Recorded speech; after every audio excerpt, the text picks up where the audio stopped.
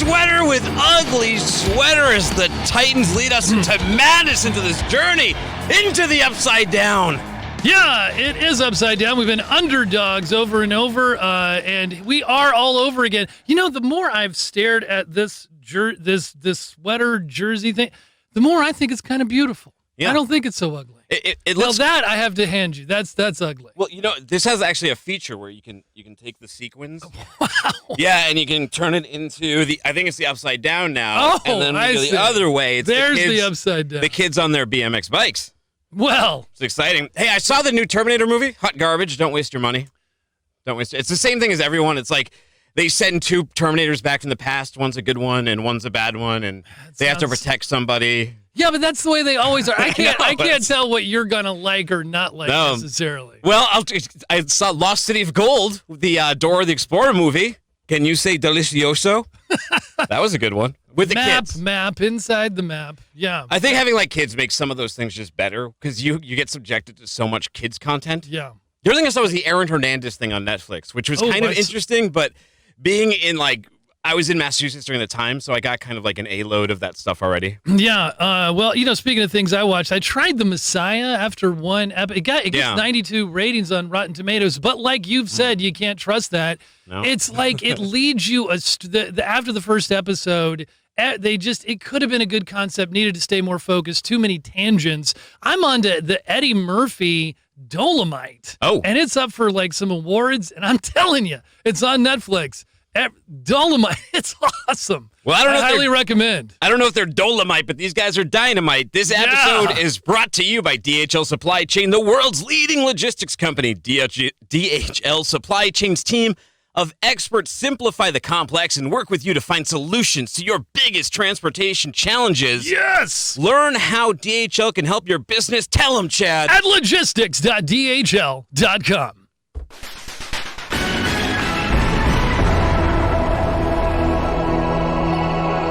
What's up with that? A lot of people were asking that yesterday, man. What's up with DAT? DAT load board glitch could cost small business truckers thousands. This, not too long after truckstop.com had a similar image. Or if you are a journalist from a very old publication and hadn't noticed they changed their name 5 years ago, you might call it Internet Truck Stop. Starting early Thursday, small business truckers who rely on the spot market began reporting problems logging into the DAT load board to find freight. Well, the DAT online load board and mobile app are back up and working now. DAT told FreightWaves that a rare unforeseen problem resulting from a scheduled maintenance upgrade caused its load board to slow to a crawl as users try to access its system early Thursday. It has to do with basically the amount of data that was running through the system. Jeff Hopper, chief marketing officer at DAT, told FreightWaves it was running at capacity, which is partly why they were updating the system to handle more capacity. It was just an unforeseen problem where the system couldn't handle the load volume during the initial turn on after these upgrades. Welcome to 2020. They tried to get Jurassic Park back online, and it just didn't. The Raptors were already out. I think, just an unforeseen thing. Engineers worked frantically Thursday to purge old data, which took several hours until the system could handle the capacity to run at full speed, Hopper said. Some truck drivers were concerned the DAT, headquartered in Portland, Oregon, had been hit, of course, by a ransomware attack similar to the one that struck its competitor, Truckstop.com, a few days before Christmas. However, Hopper said that wasn't the case. Yeah, owner-operators who rely solely on the spot market, they told FreightWaves that they were struggling to find loads and were sitting in their trucks waiting for the DAT system to come back up Thursday. And here's the kicker, though. They said they switched to DAT after leaving Truckstop.com following that ransomware attack on the system, and now they're left with nothing. No, it's back up. So Jurassic Park is back online. Yeah, the freight show must go on. So, you can't pause it for a little while, right? It disrupts things. Fleet bankruptcies add downward pressure to used truck prices. That's right. Idled power units from fleet failures and bankruptcies are further pressuring used truck prices that closed the year 14% lower on average compared with 2018. By the way, Philip Stewart, he says that that sweater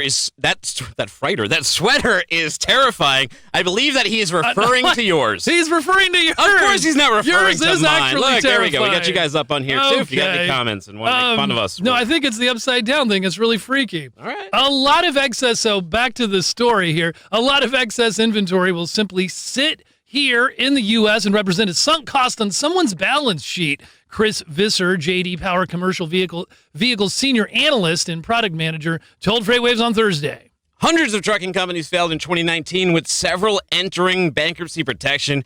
Their unused trucks may end up being sold to raise cash to pay creditors, but some less desirable models will end up being scrapped. Nobody wants them.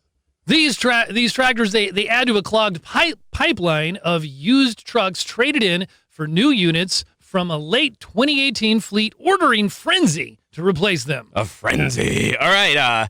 Love's. Everyone likes some good trucker parking, right? Love's is adding. They're adding 40 new stores, which is going to equal 3,000 new parking spots in 2020. Love's Travel Stops growth plans. This is something they started in 2019. It's also going to create 2,500 jobs, so pretty cool. Pretty cool in their expansion plan. But one thing that you noted was that it's kind of a drop in the bucket. Oh, yes, thanks. Yes, I did. I asked the research team. I was like, how much of a drop in the bucket is this? And apparently, you all may know this, but they're about estimated, this is hard to quantify, but there's an estimated 2 million over-the-road truckers, right? And there is an estimated 300 to 400,000 parking spots. So this is a massive drop in the bucket. But hey, every little Love's opening helps. By the way, if you had to guess, is it harder to find a truck parking spot in a rural or an urban area, or just outside of an urban area? I mean, take your pick. Oh, I thought you were going to say, is it harder to find than the lost city of Papita from Dora and the city of lost gold? Probably just about as hard. In this place, what is it? Rural or urban? Urban. Incorrect. I mean rural. I meant rural. I mean, why would you ask if it was the other way? Exactly. Way, because it's surprising that is actually more the urban. They have a lot more opportunities. Anyway, if the Love's company opens up 40 stores and 3,000 parking lots, that's a ratio of 75 spots per store, and that's roughly in line with what one gets when averaging the parking spots connected to prior store openings. We got to call Jim Monkmeyer. We have a story about AB5 that the temporary injunction is turning into a preliminary injunction, so it looks like some movement's going to happen there. If we have time at the end of the show, we will jump back into that. Okay. But at the moment, we got to spend 5 good minutes with Jim Monkmeyer. He is from DHL. What? 5 good minutes. Bring him up. Hello. Hello, this is Jim. Hey, Jim, this is Dooner and Chad with What the Truck. Thank you so much for joining us on the air. Hey, Dooner and Chad, thanks for having me. Hey, Jim, great to have you. Jim Monkmeyer, great guy, president of transportation and DHL Supply Chain. Jim, just real quick, what does that mean? Well, my responsibilities for North America for our supply chain group for transportation management, the LLP services, the managed transportation, the brokerage services that we provide, and I'm kind of a spokesperson for our dedicated fleet services as well. Great, man. So how is the digitization of the supply chain helping you meet these increasing, changing customer demands, especially as we get into 2020? Yeah, the expectations are just so much higher than they were just a few years ago. Fortunately, the capabilities are there in the digital world to do so much more as well. Of course, our customers want faster deliveries, improved quality, while trying to push as much risk as possible off to third parties like DHL. So we had better know not just what we're doing, but also what outside influences can impact what we're doing and how to control those as well. We saw the digital revolution coming, and so we set out several years ago to really embrace it and become the digitalization leader. The challenge of our customers is in knowing how to invest the limited dollars that they have to get the most out of these capabilities, and there is no one-size-fits-all answer there. We currently invest over $500 million a year in this area as the largest contract logistics provider, and we're dealing with a lot of the most demanding multinationals out there. They expect DHL to not only provide the latest tech capabilities, but provide them at a shared cost, while also investing and sharing research on what's coming next. Last fall, in fact, we opened our third Global Innovation Center. This one's in Chicago for the Americas region, where we meet with clients to share best practices, develop solutions with them, really for some of the most complex supply chain challenges they have. And some of those complex supply chain challenges are end-to-end visibility. We know you guys have been doing that. Like what in 2020 are some must-haves that are going to enable greater visibility? What other technologies are emerging relative to transportation, Jim? Yeah, we're using all kinds of methods, as many are in this arena, because it depends on what the customers need. It depends on what the carriers can provide and the freight forwarders. So we're still using traditional EDI, but we use API. We use robotic process automation to go out and pull data off of carrier websites. And, of course, the old-fashioned way, we still let carriers key data in if that's the method that's mandated and if the customers are accepting of that. You know what makes me excited is autonomous vehicles. How do you see them evolving? Because we see all sorts of estimations about it's going to be at the end of the 2020s or the 2030s, or not really till 2050. I think it's going to happen a lot more rapidly than we think. I do too. How about you? I think it'll happen more rapidly. I agree with you. I think, first of all, it's inevitable. You know, I've had the opportunity to ride in an autonomous truck on the city streets and interstate in Phoenix, and I can tell you the technology is there today.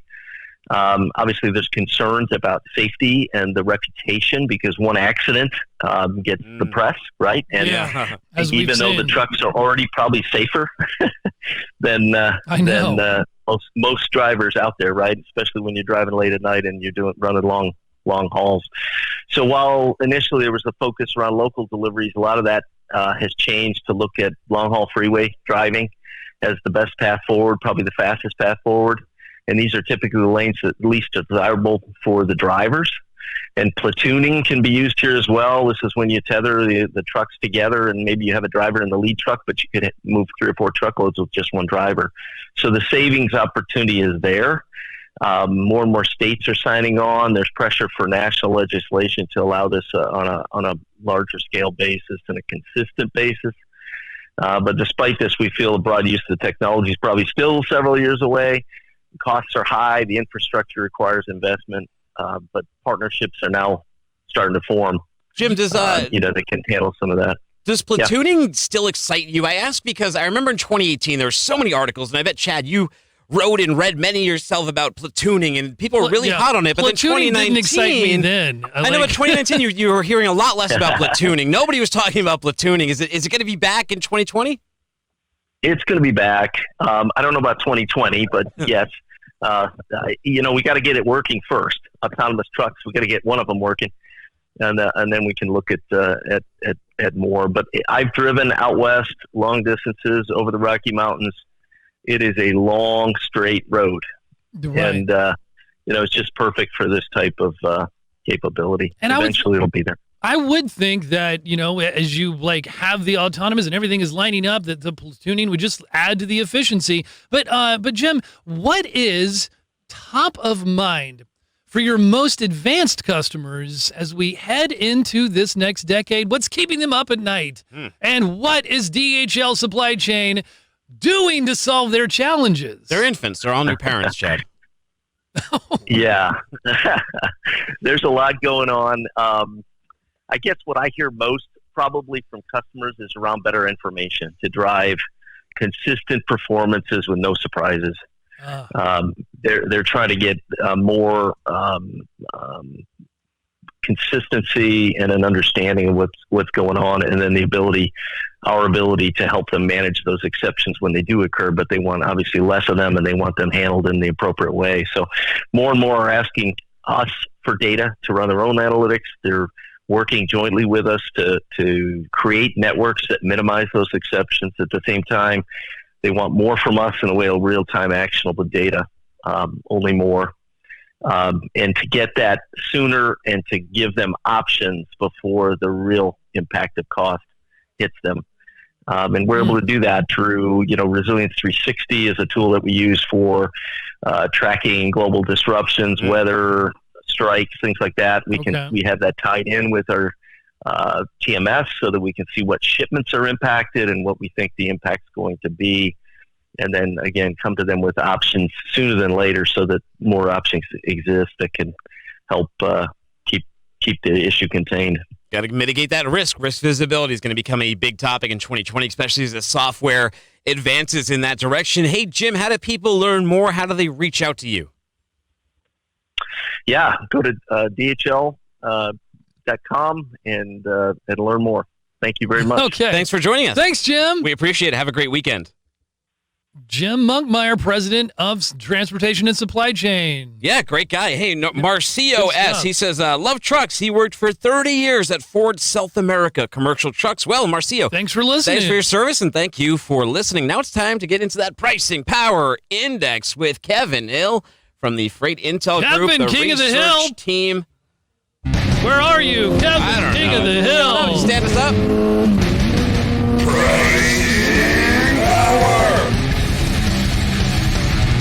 Wow. Oh, geez. First He's not time even that he here. may not be here. I know. Well, what we wanted to talk about with him was the pricing power index, right? DHL Yep. Supply Chain.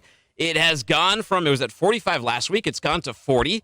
The DHL Supply Chain Pricing Power Index is a index that we use that goes from 0 to 100. When it's at Right. 0, it fully favors the shippers. When it's at 100, it fully favors the carriers, and it uses 7 or 8 different metrics like outbound tender volume and rejects, and basically the amount of freight outgoing and the amount of freight being picked up.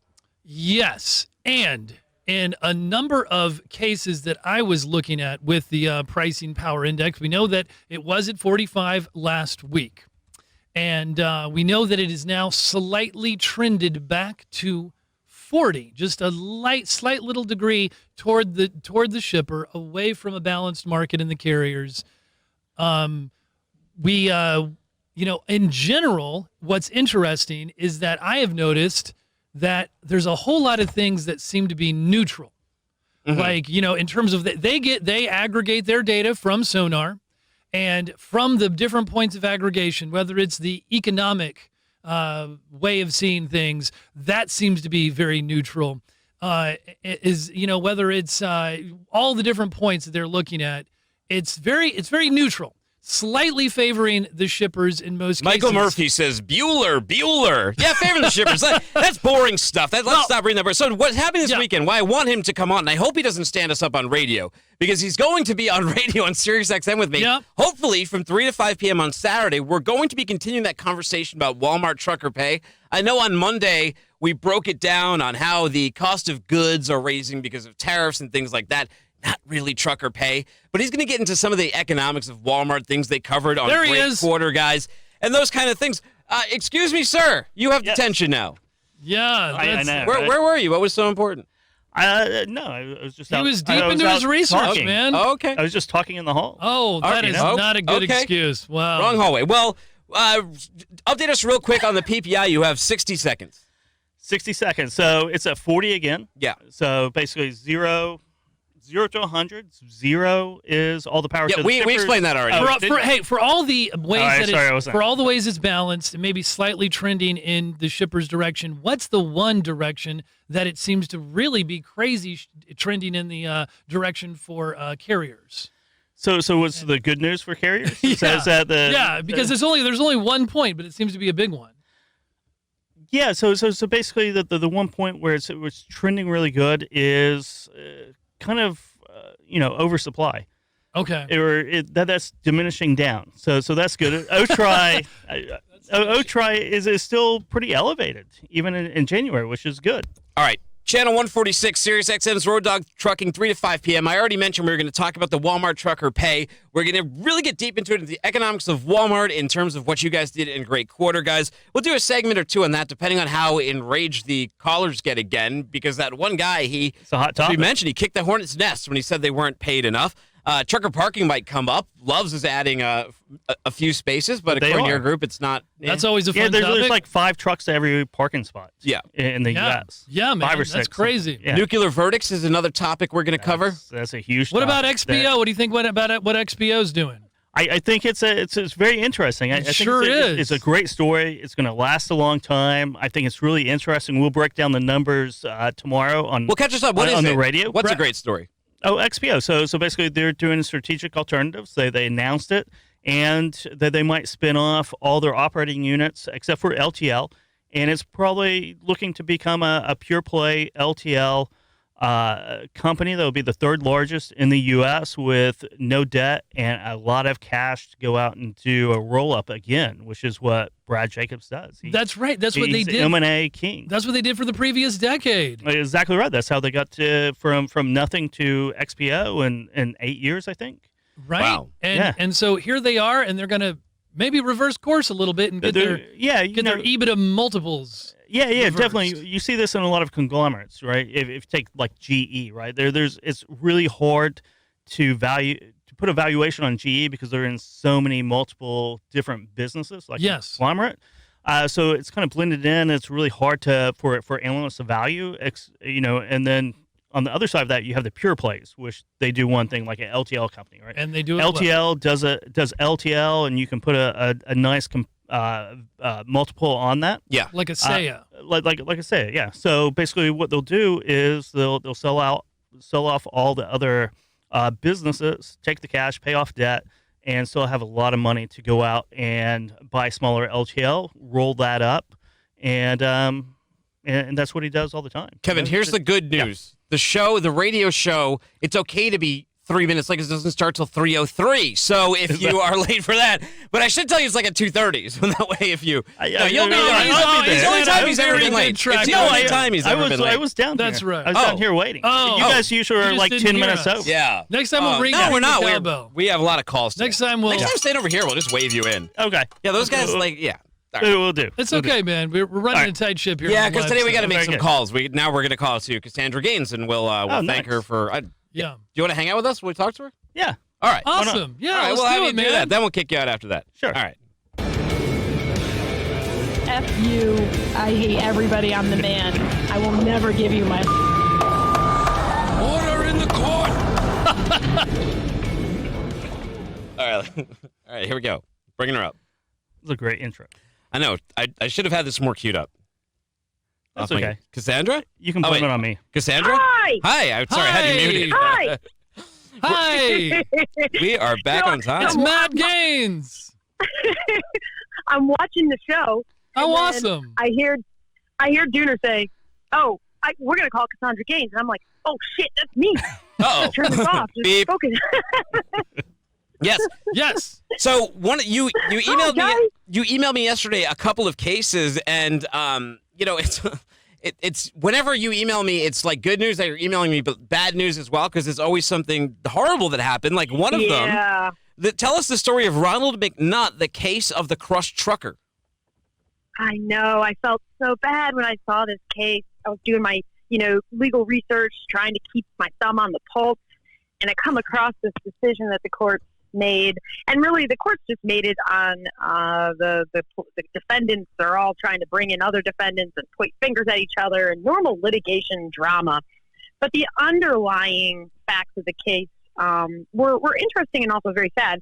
So we have this case is in Illinois, and a couple construction companies were building a dam, and they hired a metal company, a recycling company, to take away probably the remains of the old dam, but it's a scrap job. And the metal company hires a trucking company. The trucking company starts hauling the scrap metal using a flatbed, and their driver, McNutt, the plaintiff here, was unloading the flatbed, and the metal pipes fell on him and crushed him and killed him. And he left behind, so he's 58 years old. His name is Ronald McNutt. I couldn't find a lot of information on him. And he left behind a daughter who at the time was 31 years old. This was a couple of years ago. So oddly, they're still fighting over this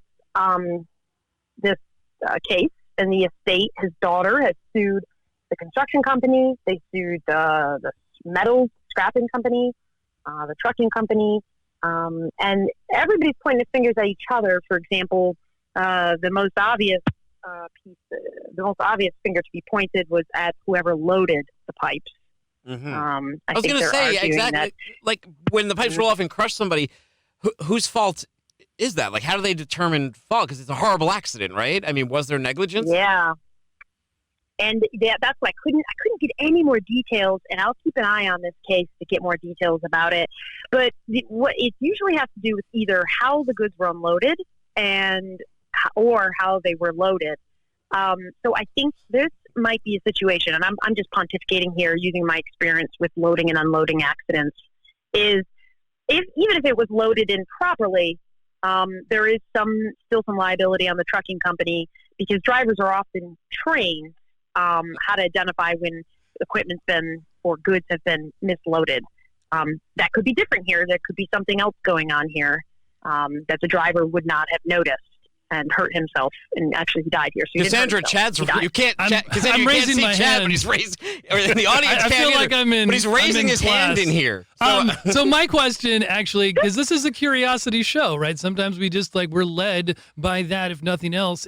I'm like, and this is while we all feel obviously for the victim, I would think that companies must have all kinds of protection clauses and things you have to sign off on, right? Which would naturally kind of protect them and make litigation against them harder. Is that? That's a good question. So, and that is going to be a big dispute in this lawsuit, because we have so many entities involved and they're pointing fingers at each other. Yeah. And I noticed that there were some arguments about contracts and who pays for what. I think that's going to be a big piece in there. And here is that people are saying they signed a contract, and which kept them from being sued about something like this. Okay. There's a policy that plays into this too. Is it depends on what state the court is sitting in, but sometimes courts don't really like hearing that, when someone dies in such a manner, and if a party is negligent, that party simply has gotten out of any liability because of a contract. Right. So that will be interesting too. I don't know how Illinois law applies there, but then what is a really good point? Yeah, what is the point of signing the contract in the first place if in the end they're just going to say no? It is just transportation. When has a contract ever mattered in transportation? Contracts don't matter. Telling me? Contracts don't matter. Different. As someone who's litigated a lot of cases, it gives you an argument where you didn't have an argument. So what you try to do when you're defending your client or when you're pursuing an action is you really try to throw a lot of shit at the wall. And, sorry, Emily. Beep. And yeah, Emily just beat me. But you try to throw many arguments at the wall as possible to muddy the water so that the parties can at least settle. It's really hard when you don't have any arguments. You've got to sit there and think them up. So the contracts do add value. They add arguments, and they push people to settle instead of fighting over all of this kind of stuff. So did you read Kevin's paper, and can you give a grade to it? Was it a C, a B, an A? I know they do that research on nuclear verdicts, and we are going to be talking about them this weekend on radio too, Cassandra. So if you want to... Seth wrote it, I think, right? Yeah. Seth and Andrew wrote most of it. I did a lot of the research, but they actually did all the writing. Okay, so, yeah. You did the research. Well, I didn't do the research, but I took part in the research, but I didn't actually write too much of it. It is an A++++. Oh, wow. Thank you. Front to back. She's one of the nice professors. I went to underneath my pillow. No, I'll tell you if it was a piece of shit. Sorry, Emmy. But I practically slept with that thing under my head. And here's the thing: is what made my life, my little simple Cassandra world, happy. Is yesterday a client said something about the paper and even mentioned something that was written in it, which really warmed my heart, because I see that, hey, people, it was like a business person too. People are interested. They want to know how. And that article really addressed the how, the ins and the outs, and gave you some insight into that crazy world.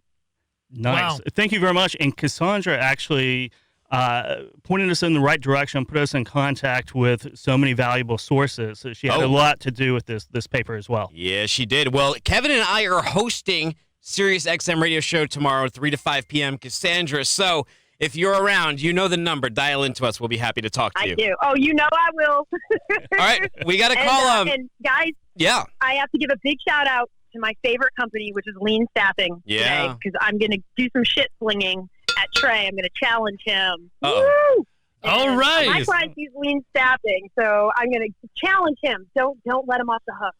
All right. He is literally on the phone next. So, Cassandra, we got to let you go, and we got to dial him up. But thank you. Thanks so much for your time. Thanks, Matt Gaines. The transportation lawyer, Cassandra Gaines. Google her. Take it easy. All right, thank you. And also, Kevin, thank you for joining us today. Thank you. you. We're going to call up Trey Griggs now. Thanks, Kevin. And bring him on the line. Trey is actually in the comments right now, too. He was saying that, Philip Stewart, you're smarter than I am. I think the scales of justice. I think on the Facebook, the only comment needed to be we've got bigger is in that picture. I only noticed the figurine of justice. We'll ask him. Shoaib is that Karai cryptic? says yes. We'll ask him to explain that one to us. Trey Griggs, he actually just started as global director of sales at HubTech as well. A friend of ours we see out in the wild. He's not just an internet friend. Hey, what's up, guys? He's not catfishing Hey, us. Trey. Hey, Trey, I made you a bumper. Do you want to hear it? Let's hear it. I do. This ain't the gig economy. This is Trey Griggs economy. Hey, trigonometry. It's the Griggs economy. The Griggs economy. I love it, Duna. Very creative. That's awesome. Hey, man. Thank you. That's awesome. How you guys doing? We're doing great. How about you? Doing really well, man. Having a great day. Do you see Chad? Whose sweater is uglier, mine or Chad's? We're having a competition.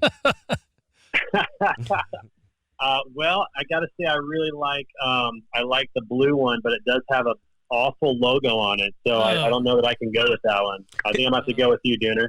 Well, you're a All Chiefs right, fan. Ugly, congratulations. He's a Chiefs fan, and I he's know. still sore that it hurts when you lose to Marcus Mariota in the playoffs like they did 2 years ago. Oh, yeah. You had to That bring did that hurt, up. and that is not easily forgotten. I tell you not what, easy. though. I tell you, we're underdogs. I will take that. And, like if we win all the way through to the Super Bowl, and I know I'm getting ahead of myself, but if we do, that is historic. It puts us in rarefied company. A wild I'll tell you card what, team? Dad, Oh, yeah. The Giants if did the that, right? Titans They beat the win- Patriots. They beat the 16-0 Patriots. The 1980 Raiders, the 2006 Steelers, and the 2007 Giants. They had a wild card in 1980? No, they Yes, that was No. the first year. All It was right. the Raiders. Trey, when is the last time that the Kansas City Chiefs won an AFC championship game? I don't know the year, but it was Super Bowl 4. No, the Believe it or AFC not, championship it was a game did not long exist time. at that time. They have never won one. That's a trick question. So this will be their first. This will be their trick question. Hopefully Andy Reid doesn't completely mismanage the clock, which he tends to do in the biggest Oh, of let's moments hope so. sometimes. Trey, what's up He in has technology? historically had problems with that. What's up? What's Well, up in I gotta technology, man? I got to get back to the Titans for just a second here. So, Okay. Chad, I got a bet for you. If the Titans win the Super Bowl, I will wear your sweater that you have right now on at FreightWaves Live in Atlanta. Deal. Oh, okay. Trey Griggs, you got yourself a deal. What do I have to It's do? like 100 degrees out there too. So Well, don't wash So it, if, Chad. so if the Chiefs win, you have to wear my Patrick Mahomes jersey there, which will definitely not fit you. It'll be very tight. well, guy. for all of those reasons, that sounds good to me. What is with So Emily what's happening Zink? with technology? Emily Zink chimed in too. She said Chad's sweater is uglier because KC is going to win. Like what? Ow! What a fangirl! I thought she was from like Nebraska or something. Yeah, They don't even have a She team. lived in Omaha for 6 Yeah. years. What does that make her, a Chiefs fan? I guess so. Okay. Well, That's awesome. fair enough. Emily's on my side. That a girl. That Yep. a girl. Trey, we know you got a lot. You guys got a lot of things going. You got a new gig at HubTech. Tell us what's new in technology. I do. Well, I got to tell you, just from a technology standpoint, I think the key word in 2020 is automation, and we've heard a lot of it. Yeah. But I think we're only getting started with that. I look around my own house for Christmas. We got one of those robot vacuums that literally vacuums our house every day. We don't have to do it anymore. It's Wow. incredible. And I It think really about my works? kids whenever they want to know. Yeah, man, Oh, I've had iRobot's a Massachusetts company, and I've had a Roomba. I won one at a raffle. I'm really But good at I winning didn't raffles. think that they worked. No, they do. You know They're what? Tremendous. Yeah, especially if you have hardwood floors and thin cut Yeah. carpet. But if you have like a lot of shag rugs, if you got like a 70s style Yeah, pad like you, not a Chad, thing. you got like the wood paneling on the wall, the fake wood on the wall. Well, that'll never Yeah, work. it's not going to work in there. That'll never work. But anyway, Yeah, okay. It's amazing how much dust comes out of that. So that definitely does work. But on another front too, I look at my kids, and whenever they want to know the weather, they don't go to the TV or a computer. They don't even go to a smartphone anymore. They literally say, "Alexa, what's the weather?" And they get it. And so this is kind of the world that we're moving into, where not only are we going to look at automation, but we're going to look at voice-activated automation. And those things are coming in the world. They're going to be coming in our industry pretty soon, which is exciting. Yes. It is. We just had the right here in Chattanooga. We are the host of the Project Voice Automation Conference. I mean, they've been celebrating it here, and this new generation, what are they up to? It's crazy. Well, hold on a second. Trey says he has an Alexa. So, Trey, if you add the skill FreightWaves to your Alexa, all you got to do in the morning is say, "What are my news briefs?" or play my news briefs, and you will hear my voice come out of there reading you the morning minute, the fastest minute in freight with all the headlines. You could get surrounded by Dooner, man. Again, just nonstop. Nice promo there, but absolutely, you guys have definitely hit the nail on the head. You've hit the outlets that people are going to be accessing for the next 5-10 years for sure. Hey, you got a luncheon tour coming up. Plug it for us. Let us know what's up with that. We do, yeah. So I just came over to HubTech. Very excited about what we're doing here. Historically, HubTech's been a strategic consulting and nearshore staffing solution, but I'm really excited to announce that we're coming out with robotic process automation, which is going to streamline so many processes in this industry. RPA is phenomenal technology. And so we're basically doing a tour. We're going to go and talk about that. We're going to help people understand what RPA is and talk about how it affects labor and how it's going to benefit them. And so we're starting off with a tour. We got our first date in Phoenix on Thursday, January 30th. And so that's going to be exciting. If people are interested in coming, they can reach out to me. I'm also going to be posting on LinkedIn about it. They can sign up to go to it. It's a free luncheon. So we're going to give you a great meal at a great spot and talk to you a lot about technology and what's coming and really help people out in that front. Second date is Friday, January 31st in Salt Lake City, followed by Monday, February 3rd in Portland, Oregon. Those are our first 3 dates. There will be many others. And if you want us to come to your town and talk about technology and staffing and labor solutions, roadshow, RPA, I think a lot of people are very interested in those topics. So you're kind of out west right now. Those are some we need to put those up in some show notes or help people remember those dates and places. Yeah, Mr. Griggs, thank you for joining us today. We appreciate it. Hey, thanks for having me, guys. Good Thanks, talk. Trey. Go enjoy the game this weekend, even if you lose. Bye. All right. So see you later. Thanks. Bye. Thanks. So on that front, they say there's no free lunches, right? Well, unless you go to that HubTech luncheon. That would be free. The bad news and good news. All right, so good news, bad news. Here's one for you. Good news, the U.S. and China have signed this Phase 1 trade deal on Wednesday. Ooh, let the flares go out. As part of that, the U.S. will increase its exports to China by $200 billion. Sounds great, doesn't it? Wow, you get so excited, don't you? Here's the bad news. As the LA Times wrote, even after the agreement, the average U.S. tariff on China imports will still be 19.3%, a modest reduction from the pre-agreement level of 21%, and more than 6 times its level of 3% before Trump launched this tariff war. Other bad news, too. It's good news that they're going to buy these soybeans, but it's bad news that now... I thought we were trying to get away from this codependency with China, but now these farmers, what if there's another trade fight? What if there's another trade war? What are they going to do with all these excess soybeans? I've also heard some takes that this is China's we're going to do this so Trump feels good about getting some good headlines. The Chinese strategy. Well, there's a secret annex that was signed too, a top secret annex that nobody can read that put an addendum on there. If you listen to Port Report yesterday, Henry and I broke down this whole trade deal. It's a little more sizzle than steak. Yeah. Well, I almost wish I hadn't heard the good news there because boy, was that some bad news. No, it's not that bad. It's okay. Good news. Nestle putting up nearly $2.1 billion with a B toward cutting its use of plastic made from fossil fuels by 1/3 over the next 5 years. Bad news. Bad news has proven to be a challenge because suppliers need high-quality material that is safe for direct contact with food. And much of that packaging now is made from several materials more costly and difficult to recycle.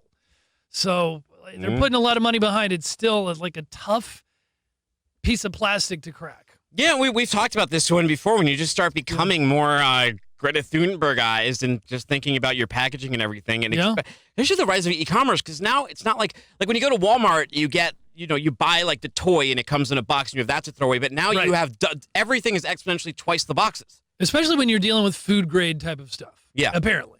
So, Oh, even more boxes. Yeah, it's hard to. You can't well, just even throw more like higher grade, more complicated kind of packaging materials. Remember those like things that like remember when you'd buy like a headset from like Walgreens or CVS, a Walkman, and it would be in that like the awful like packaging that you had to cut through with like bone scissors. Oh, there's still lots of things like that, like batteries. Those are in that really the batteries at least are a little I don't know. You can cut yourself on that stuff too. Yes. Here's some really cool stuff. I always like these nerdy things. Good news. There is an exoskeleton that could give Delta workers superhuman strength. Yes! This thing is fantastic. You can lift more than 200 pounds with this thing over 8 hours with no fatigue or anything like that. Sounds too good to be true, right? I don't hardly even need that. Bad news is they're kind of expensive. The Guardian it's the Guardian XO. It'll be offered as a robot and the same new model, robot as a service. RAS. We got RAS, we got SAS, now we have MASS, which is mobility as a service. Well, this is a RAS model, freeing customers from a large upfront capital expense to buy the unit or risk it becoming outdated or obsolete, according to a Sacro spokesperson in an email.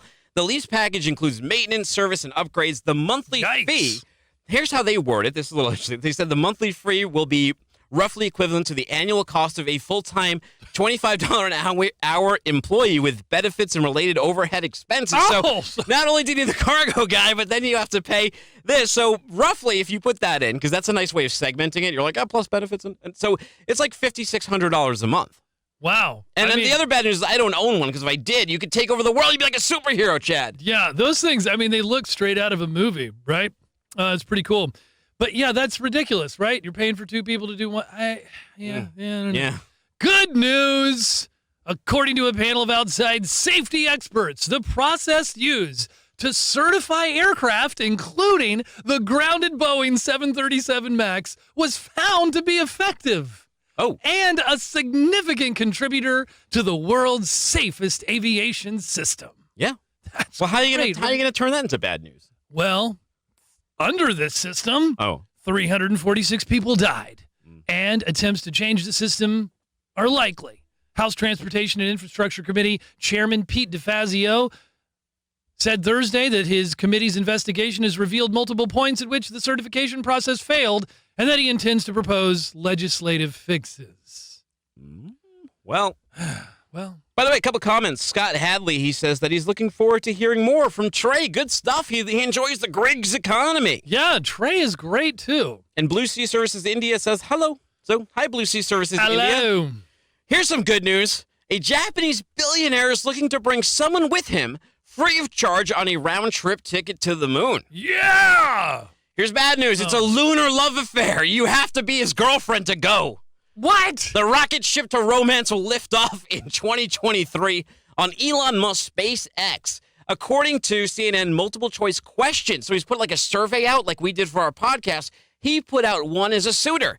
And the questions were how good you are at cooking. Jeez, what is this? Like Leave It to Beaver? I know. 1950s. How good they're cooking. What they change about his appearance.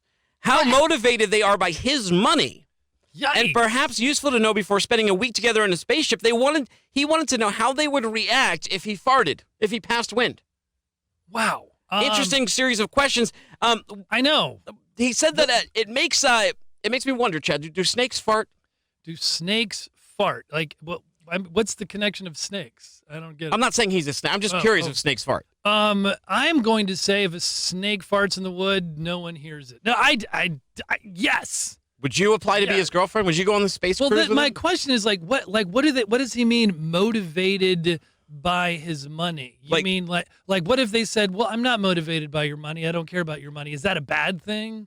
Yeah, I know. Does he want them to be really motivated by his money and do lots of things with it? Whenever I take one of those like online quizzes, I never take them honestly because I'm always thinking like what they're wanting. The survey wants. Yeah. So I try to outthink it. Like I know that didn't work for me very well with standardized testing. I had to do one I remember I was applying at like a record store, like a chain record store, like a Coconuts or something, and they made you do like a personality quiz over like a landline telephone. Wow. I didn't get the job too. I must have failed that miserably. But I was trying to answer like I thought a normal person would. But maybe that I don't know. No, you couldn't be normal. I didn't beat the test. That reminds me of the Jack Black character in High Fidelity. Just caring a little too much about the record collection, kind of chasing good customers away. Anyway, I thought that I would turn good news, bad news on its head and go bad news, good news. Okay. Okay, so bad news. Sunday will be the 5th time this season that Tennessee has been an underdog of at least 4 points. Yeah. Good news, it won each of the first 4 outright, including beating Kansas City in Week 10. Yeah. Yeah. Hey, by the way, Marcio, he says that Moon, he wants to go. He'll take it up. He wants to have drinks in space. If you can cook, critique his appearance, and how long is that be trip? motivated by his money. I would like to do the first podcast in space. Like, I would like to go up and just do a podcast from there. Yeah, I think it would be like... It's an aspirational goal. How much, like, because there'll probably be press coverage. I wonder how much, like, that is worth in terms of media coverage, like, to spend to go up there and do it. You'd have to jump on, like, SpaceX or something. Boy, I mean, that would be an historic flight. It would. Yeah. Maybe me and Craig Fuller and you and a monkey. I'll go and do it. That'd be fun. So, final score. What's the score going to be this weekend? Oh, do I have to do that? Yeah. 30 Titans, 33. Kansas City Chiefs, 27. Wow, bold choice. All right, let's hear from the listeners in our section we like to call Comment Section Rodeo. Comment Section Rodeo.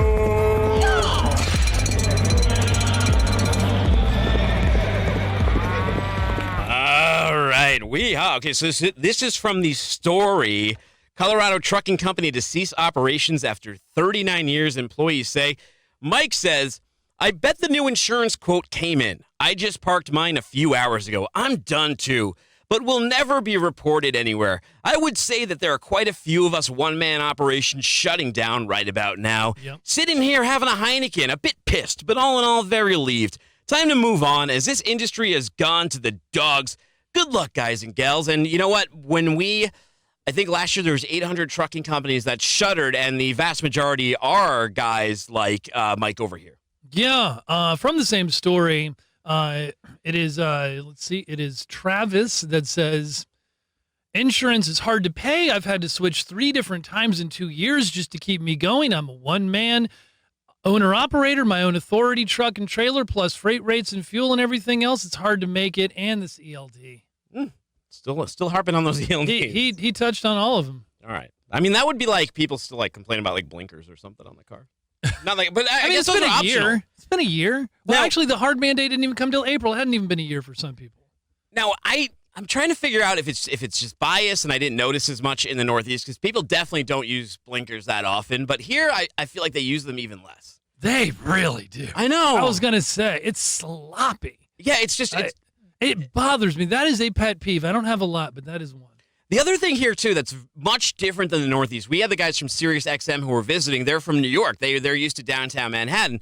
And also in Boston, a lot of jaywalking goes on there because the streets are older. You know, if there's it can take a long time to wait for lights to cycle. So if you got an opening, people are just going to cross the street. And cars understand this too. Cars, like, they are on the lookout. They will stop. They might flip you off. They might give you the what the F hands. Right. You know, but they're not going to usually run you over. But in the South, it's completely different in Tennessee. Like, if you are in the road, they're like, I don't see nothing, and they just keep coming. They just keep coming See, towards no, you. I haven't noticed that. Maybe that's some anecdotal experience. They definitely don't react like Northeasterners do. Like, Northeasterners have a visceral, angry reaction, but, like, they slow the car down. Well, right. I don't know. But I mean, that one thing that, like, in the South, there are a lot more. This is one thing that I feel like I would be more Northeastern about. If, like, the light is go and green and you should be going and you're not going, go! Yeah, I honk. You know what I mean? Like, go, and I will honk after a beat or two. Yeah, I do too. Even though my wife tells me not to, but I do. I do it. And it's like, but most people don't. They'll just politely just keep sitting there. No, and so many times they like jolt up like they were looking at their phone, just as I suspected. Yeah. All right, Dan, he writes in, might as well hang yourself as to work for a large carrier. I did 3 times, and all 3 jobs were crap. Out of thousands, you're just your employee's ID number or something just as personal. As in warm butt in the seat. That's it. Hell, I've got a travel mug from one. I'm going to have a longer life than the company. Well, they're Celadon, so who knows? Pitiful the way mom and pop are screwing everybody. The same. It's called greed. I think, well, they're Canadian, but not Celadon. Oh, well, they're gonna. Oh, okay. Easy. Oh, Right. all right. Anyway. I was like, I think we already know the answer. Okay, so Noble One says on the same story, the company had a dedicated account with Walmart for over 34 years, hauling drop and hook freight to stores in Colorado, Wyoming, and the Dakotas and Montana, according to the H.H. Williams website. Wow, that's the cream of the crop. Drop and hook and directly for the biggest retailers in the world with no middleman. They should have offered the employees to take over the business. Perhaps they did, and the employees refused. Buy, transfer ownership, the business, and change the name, period. Too bad, in my humble opinion. All right. Well, from the article, XPO Logistics begins the process of maybe breaking itself up. You heard Kevin Hill touch on that a little bit. Yes. We're going to talk about it on the radio show. So here's Big D. All you big companies are scared when you hear Amazon, but the truth is most of these big trucking companies have been around 30-plus years, and now you change what's been working because of one company and then help that company get bigger, make them grow on their own. See, without a third party, Amazon is not as big as they are, not giving good benefit to their employees and drivers. That experienced driver pool is about to shrink because this clearinghouse of all big companies did no third party with them for 1 year. Just 1 year, they would stop trying to bully everybody. Well, So he's saying just avoid Amazon for a year. Yeah, maybe we should all cancel our Amazon Prime accounts and not automate all of our purchases. CA Trucker says, good idea. Hopefully sell to smaller companies who know their customers personally and actually like their job. Please change the LTL name back to Conway, or better yet, Consolidated FreightWaves. Cornflakes. CF was a true trailblazer, designing their own tractors and trailers and building a national network. They all had diesel in their veins. They damn near paved the West. Now, check out our online Hall of Fame. It's an article we post every week. Consolidated FreightWaves, Cornflakes was one of those. I think it might have been the first Hall of Fame inductee. Jervik, a LTL reefer company, very well known in the LTL reefer space. Kind of a rare thing, too. Until you go to the reefer, you don't realize how hard LTL and a good reefer carrier is fine. But Hard to good come stuff. by. Okay, here's from the article. Trucking rates may be moving towards a melt-up. And this is from Hungry Owner Operator. If rates don't increase, more owner-operators will be folding. Maybe another 70s-style shutdown is overdue. It would only take a week to drive up rates. I could use a week vacation at home with family while warehouses filled up and store shelves got empty. The market would drop by 30%. Keep pushing corporate thieves. New regulation is created for one reason, to generate revenue for the government. Wow. It's almost like once upon a time you might have talked that way. Yeah. It's Christopher says, 70 strike like they did when Hoffa was around. Whoa. These dirty bastards seem to forget that fancy car was brought to them by a truck. That dinner they eat was brought by a truck. And when they come to collect, they bring a truck. Stand up, American truck drivers, because the paper you're standing on was brought by a truck. Wow, think about that. Think about that. The irony. The road was brought by a truck. No, I know everything. Wait, then what came first, the truck or the road? Oh! Well, the roads in 1950. No, the trucks were there first in the 1900s. All right. With no highway interstate system. Noble One is back, and I kind of have a different interpretation of him. What's the solution that you're proposing through a shutdown? You need to have a realistic and well-defined plan.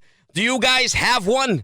Back in the 70s, strikes that included tons of drivers were due to oil prices skyrocketing, leading to insane fuel prices and costs.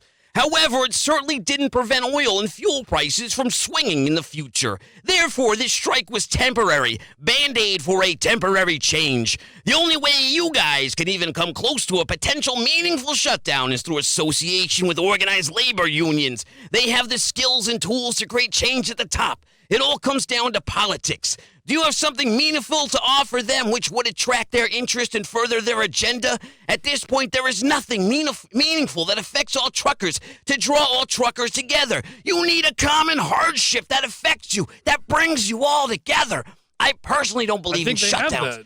However, when you start advocating a strike, aka shutdown, you speak in organized labor union language. Perhaps you should approach them and inform yourselves. In my humble opinion. What do you think? I kind of lost the plot there. But okay, the Oscars. Do you think that the Irishman's gonna win? The Irish. I don't know all the nominations. The Irishman was great. Yes, it's gonna win something. All right. I thought it's kind of a. Well, a lot of people say it's kind of long, and I kind of feel like 3 it was. hours? I feel like it was the kind of movie that when I was in social studies, they would have brought in on the VCR cart. You know what I'm talking about? No, why? Well, like I tell you what, movies like that are 3 hours. I'm like, it's like The Godfather. I'm just like, I get like, oh, let's watch that. I just eat it up. I can't get enough. The 3 hours didn't bother me at all because really, there's not like slow, boring time. There's always something happening. Unlike The Messiah, you're like, why are they filming this person like walking for like 3 seconds and then it's slow. That's a very Gus Van Santian kind of thing to just like follow people like walking and. It's real life. Seems very You don't have to film people going to the bathroom. 50s Yeah. as well. Just, Hey! Yeah, because back then you had to like cut film with scissors and stuff. So it was like, I can't really make a quick cut watch here. the writer catch the train. Yeah, Writing. just have them go. That's when scores became important, right? So you'd have like some Sergio Leone or something, just playing in the background, a little John Williams. I suppose so. Well, What do we got coming up? Nashville. We're going to Nashville. Going to Nashville, not next week, but we got a week. We got a week Air Cargo, to Nashville. hype it up. 26th to the 28th. Yes. We are, Craig Fuller is doing a keynote speech there. We're going to be talking to a lot of interesting people, already lining them up. Yeah, we're going to be talking with, of course, top of the what the truck will be. We'll also be talking with Chris McMillan, VP of IT at AIT Worldwide. Whoa. We'll be talking with air cargo reporter Eric Coolish about the events, Andrew Ladabashay of Reliance Partners, and Ronald Ramsey, the CCO. I mean, the list goes on. Josh Wolf, CEO of Cargo Ship. Yeah. Yeah. Eric Hare, CEO of K9 Global. Now, we talk about that date on the moon. We're talking to a guy from NASA. Oh, yeah. Can't get to Gonna the be moon talking without with him, NASA. too. No. Maybe you'll get some inroads for your possibility of the bring me aboard, too, please. Oh, by the way, I told the network we would try to be off at exactly 60 minutes, so let's hit the music. Get out of here. Okay. Follow him at Chad Prevost. Follow me at Timothy Duder. That's DOONER. Get all your FreightWaves podcasts by subscribing to Freightcast. Got every single show, including this one that we call What the Truck! Bang, bang, bang, bang, bang. Also, download the FreightWaves TV app. You can rewatch this spectacle of freight and madness.